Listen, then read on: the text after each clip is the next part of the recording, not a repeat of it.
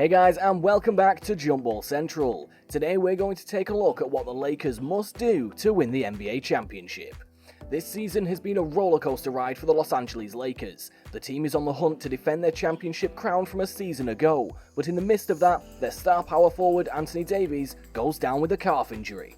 Things may not look too great for the Lakers as of now, but they still have LeBron James to lead the way. It will be one difficult challenge for the Lakers to win another championship, with teams like the Brooklyn Nets, Utah Jazz, and crosstown rival Clippers breathing down their necks. The Lakers headed into the All-Star break as the number 3 seed in the Western Conference. The team has lost 7 of their last 10 games, and have shown an evident drop in momentum and confidence in themselves. It's been a challenge for Frank Vogel to figure out how to fill the void of Davis' loss. As Dennis Schroeder returned to the lineup against Portland, he made a huge impact by his assertiveness on offense. But obviously, Schroeder's return doesn't fill the huge hole that Davis left behind. The question is, what do the Lakers need to bring in to help with the void?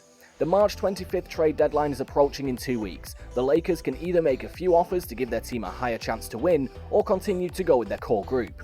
Davis is expected back within a few weeks. However, that shouldn't stop the Lakers from looking to improve with trade, whether big or small in impact. Here are 2 trades that the Lakers should look into during or before the trade deadline. Length at the big man position. Last year, Lakers were impossible to score against under the basket. The team consisted of a big man rotation featuring JaVale McGee, Dwight Howard, and Davis as the dominant frontcourt. That level of rim protection has been sorely missed by the Lakers this season, as Howard and McGee both departed in the offseason. It has been a struggle to contain teams when penetrating into the paint.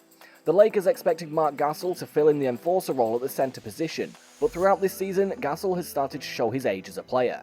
He hasn't had that same attention to detail to protect the paint the same way he did during his Defensive Player of the Year season.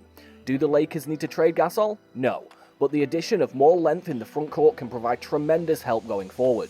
The Lakers have shown their interest in McGee again as the trade deadline nears. With McGee unable to find his footing with Cleveland, a purple and gold reunion may be exactly what he needs. McGee's return to the Lakers would be a small transaction that could bring a much larger impact than expected.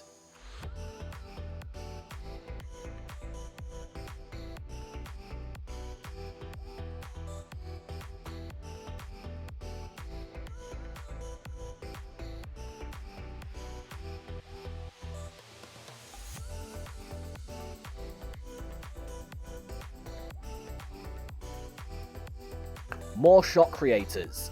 The Lakers have shown that they're still a dominant defensive team, but the offense has been a different story. They'll obviously survive as long as James remains the floor general on the court. His offensive game allows the defense to have all eyes on him at the top of the key. This gives James the ability to find an open man and lead them to a good look from the perimeter. But bringing in a player who can look for his shot can take the pressure off of James to allow him to impact the game from other areas.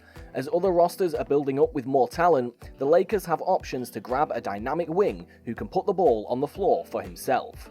Could there be a possibility that the Lakers could trade for Victor Oladipo from Houston? It may be a long shot, but the front office could attempt with a few offers. Victor is a phenomenal two-way player who can light up the floor with his scoring ability. In order to successfully grab Victor, the Lakers would need to match salaries with veterans Kentavious Caldwell-Pope, Wesley Matthews, and Markieff Morris. As a sweetener, the Lakers would need to add promising youngster Talon Horton-Tucker to be part of the Rockets' youth movement.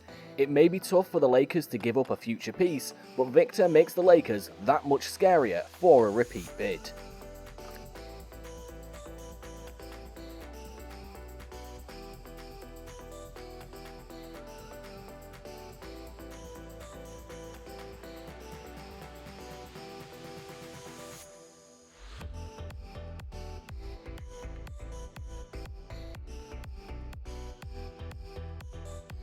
And that's all for today, folks. I hope you enjoyed the video. If you did, make sure to hit that like and subscribe button so you never miss another video from us. Until next time.